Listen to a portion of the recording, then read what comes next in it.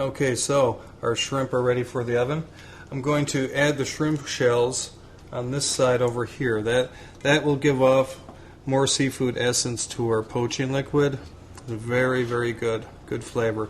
Make sure all of your tails are fanned out over the stuffing, just like so. So what we're going to do first, let me add a little more water. There we go. Maybe a little more lemon. And what we're going to do is bring this to a boil on the stove top. Then we're going to cover it and place it in the oven.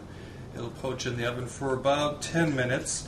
You'll know when it's done when the shrimp turns a light orange color and the tails are orange in color. So that's when we know it will be done. And from that point we'll make our basil cream sauce. So to the burner, we'll bring this to a boil,